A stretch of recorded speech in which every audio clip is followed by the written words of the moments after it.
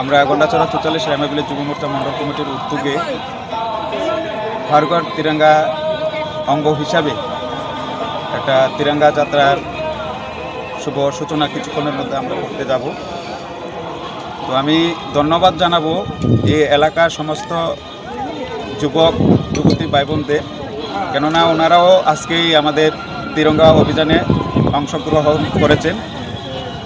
তো আপনাদের মাধ্যমে আমি এটাই বলবো, যাতে করে দেশের প্রধানমন্ত্রী একটা সুবর্ণ সুযোগ উনি করে দিয়েছেন হর ঘর তিরঙ্গা, যাতে করে প্রত্যেক বাড়িতে আমাদের এই জাতীয় পতাকা উত্তোলন করেন।